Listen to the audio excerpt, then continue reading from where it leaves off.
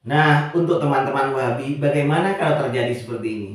Hadis Rasulullah Shallallahu Alaihi Wasallam bertentangan dengan Al-Quran. Bahkan ayat Al-Quran ini bertentangan dengan ayat yang lain.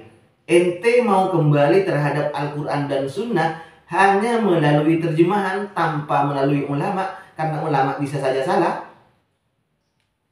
Dia bicara tentang Allah, dia bicara tentang agama Allah tanpa ilmu yang benar.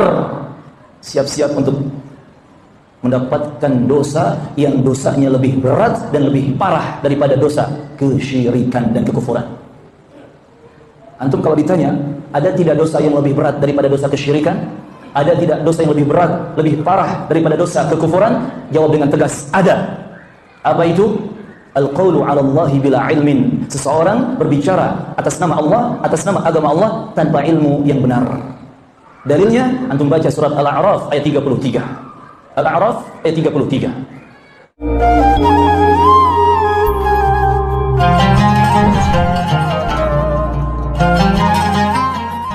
Assalamualaikum warahmatullahi wabarakatuh. Alhamdulillah wassalatu wassalamu ala Rasulillah wa ala alihi wa sahbihi wa mawala, amma ba'du. Sahabat-sahabat Aswaja, seluruh nahdien, para subscriber dan penonton semuanya tanpa terkecuali dimanapun berada, semoga Allah subhanahu wa ta'ala senantiasa memberikan rahmatnya, taufiknya, hidayahnya, maghfirahnya, memberikan kelancaran rezeki dan kesehatan kepada kita semua. Amin, Allahumma amin.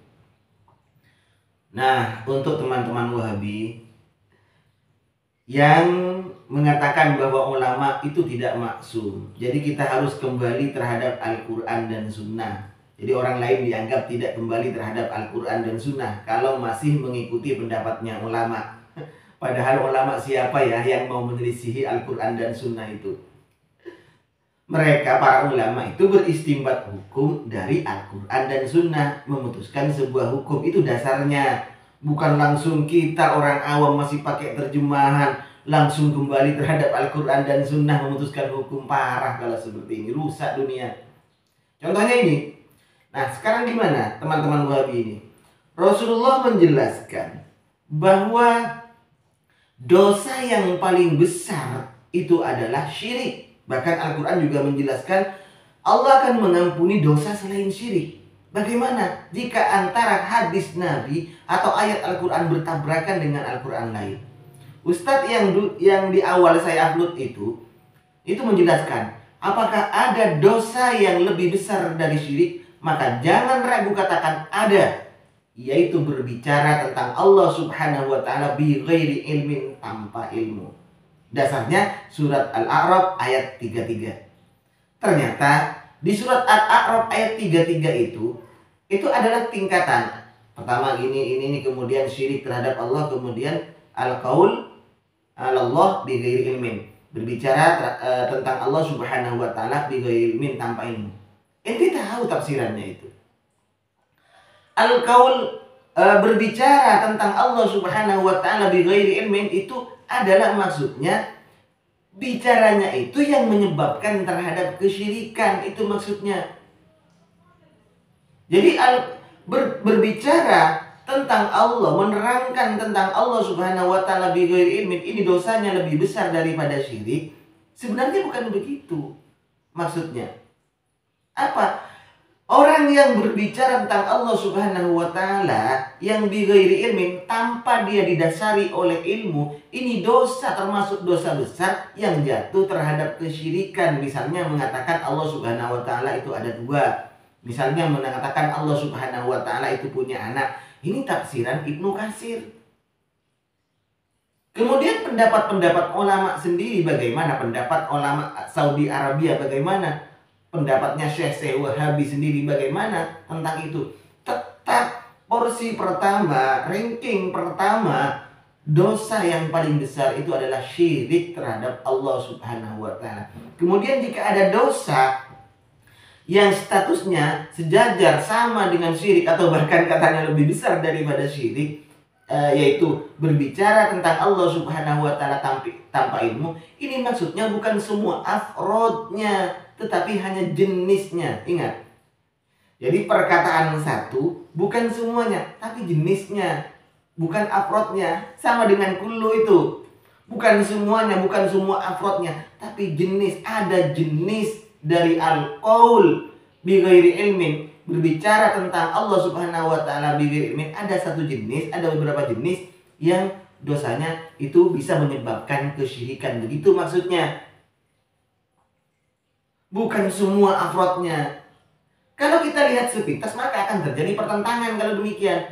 Rasul menjelaskan bahwa dosa yang paling besar itu adalah syirik. Tidak ada dosa lain selain syirik. Bahkan dalam Al-Quran juga dijelaskan bahwa dosa yang tidak diampuni oleh Allah Subhanahu wa taala adalah dosa syirik. Kemudian di surat Al-A'raf itu gimana? Baik, mari kita teliti sekarang. Kita buka tafsir Ibnu Katsir. Apa sih tafsiran dari surat Al-A'raf ayat 33 itu? Pak Ustadz, kalau diarahkan umum, diarahkan untuk jami'il afrod, daripada al-qaul 'alallah bighairi ilmin itu bukan hanya jenisnya saja, maka yang paling banyak dosanya lebih besar dari syirik itu adalah ustadz-ustadz Wahabi Salafi ini loh. Mereka itu kalau ngajar baca kitab salah, baca hadis salah, baca Quran salah, kadang menyampaikan ilmu hanya setahu saya, tidak berdasarkan terhadap rujukan yang resmi, rujukan yang jelas, referensi yang jelas. Maka yang paling banyak itu adalah ustadz-ustadz Wahabi, Pak. Mari kita lihat surat Al-A'raf ayat 33. Qul innama harrama rabbil fawahisha ma dhahara minha wa ma batan. Tuhanku hanya mengharamkan al-fawahish, perbuatan keji, baik yang jelas, nampak atau yang tersembunyi. Juga perbuatan dosa, al-baghyu bighairil haqqi ghadzaliman, tanpa yang hak. Wa antusyriku billahi ma lam yunazzil bihi sultana, dan juga menyekutukan Allah Subhanahu wa taala. Dan ini yang terakhir, wa antaqulu 'alallahi ma la ta'lamun, yaitu berbicara tentang Allah Subhanahu wa taala ma la ta'lamun, tapi dia sendiri tidak tahu. Mari sekarang kita buka tafsirnya. Kita buka tafsir Ibnu Katsir, muridnya Ibnu Taimiyah, pada juz ketiga di halaman 368.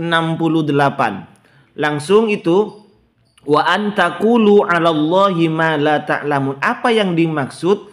Dosanya orang yang berbicara tentang Allah Subhanahu wa taala sementara dia tidak tahu apa yang ia bicarakan itu.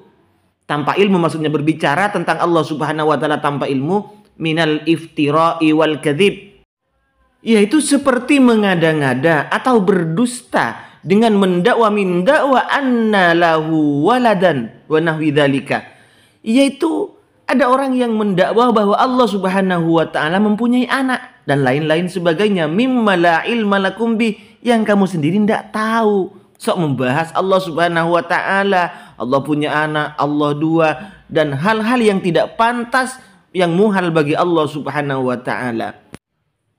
Demikian teman-teman, mudah-mudahan bermanfaat.